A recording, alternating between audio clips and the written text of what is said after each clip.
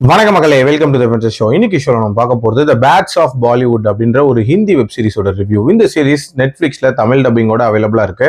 மொத்தமா 7 எபிசோட்ஸ் இருக்கு. ஒரு எபிசோடுமே ஆவரேஜா ஒரு 40 to 50 மினிட்ஸ்.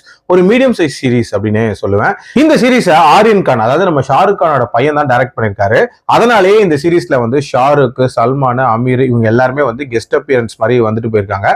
இந்த சீரிஸோட கதைன்னு பாத்தீங்கன்னா, ஒரு பட்டிங் ஹீரோ பாலிவுட்குள்ள வந்ததுக்கு அப்புறம் என்ன மாதிரியான பிரச்சனைகளை ஃபேஸ் பண்றாரு அப்படின்ற மாதிரியான தீம்ல நகரக்கூடிய கதை.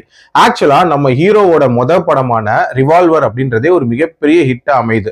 அதுக்கப்புறம் பாத்தீங்கன்னா அவருக்கு தொடர்ச்சியா 3 படங்கள் பண்ண சொல்லி ஒரு ப்ரொடக்ஷன் கம்பெனி ஒரு அக்ரிமெண்ட் மாதிரி போட்டு அவரை ஒரு டிராப்குள்ள சிக்க வைக்க பாக்குறாங்க.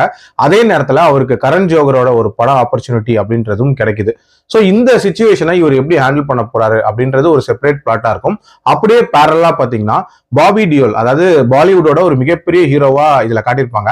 அவரோட பொண்ணுக்கும் நம்ம ஹீரோக்கும் ஒரு லவ் அப்படின்றது ஏற்படுது. அந்த லவ்வை எப்படியாவது பிரிச்சு ஆகணும்னு சொல்லிட்டு பாபி டியோல் வந்து கங்கணம் கட்டிட்டு திரிவாரு அப்படின்னே சொல்லலாம். அந்த லவ்ல என்ன மாதிரியான பிரச்சனைகள் வருது அண்ட் டுவர்ட்ஸ் எண்ட் என்ன ஆகுது அப்படின்றத அந்த சீரிஸோட கதை. இந்த சீரிஸ் தொடங்கும் போது ஏதோ நெப்போட்டிசத்தை பேச போற ஒரு சீரிஸா இருக்க போகுது. ஏன்னா ஹீரோவே வந்து ஒரு நெப்போட்டிசத்துக்கு அகைன்ஸ்டா இருக்கக்கூடிய ஒரு நபர் அப்படின்ற மாதிரி காட்டியிருப்பாங்க. அதே மாதிரி கேங்ஸ்டர்ஸோட இன்வால்வ்மெண்ட் வந்து இந்த பாலிவுட்ல என்ன மாதிரியான விஷயங்கள்ல நடக்குது அப்படின்ற பத்தி பேச போறாங்க.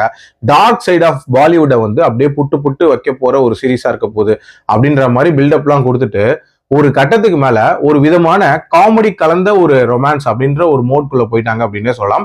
அதுலயும் அந்த ரொமான்ஸ்ல நடக்கக்கூடிய சம்பவங்கள் இருக்கும்ல, அதாவது ஹீரோ ஹீரோயின்குள்ள ஏற்படக்கூடிய பிரச்சனைகள், மிஸ் அண்டர்ஸ்டாண்டிங், இது எல்லாமே பயங்கர ஆர்டிபிஷியலா ஸ்டேஜ் பண்ண மாதிரி தான் இருந்துச்சு அப்படின்னே சொல்லலாம். அண்ட் ஆல்சோ இந்த சினாரியோஸ் எல்லாமே நம்ம ஆல்ரெடி பார்த்த மாதிரியான ஒரு விஷயங்களா தான் இருக்கும். ஆல்சோ இந்த சீரிஸோட கிளைமேக்ஸ்ல ஒரு ட்விஸ்ட் ஒன்று வச்சிருப்பாங்க. அந்த ட்விஸ்ட் ஓகேவா இருந்தாலும் அதுவுமே பயங்கர ப்ரெடிக்டபிளா தான் எனக்கும் இருந்துச்சு அப்படின்னே சொல்லுவேன். அதே மாதிரி தன்னோட பையனோட அந்த டெபியூ சீரிஸ் வந்து ஒரு பயங்கர ஸ்டார் ஸ்டடடா இருக்கணும் அப்படின்றதுக்காகவே மொத்த பாலிவுட்டையுமே உள்ள இறக்கிருக்காங்க அப்படின்னே சொல்லலாம். ஷாருக், சல்மான், அமீர், ரன்வீர்ன்ட்டு எல்லாரையும் இறக்கிருக்காங்க.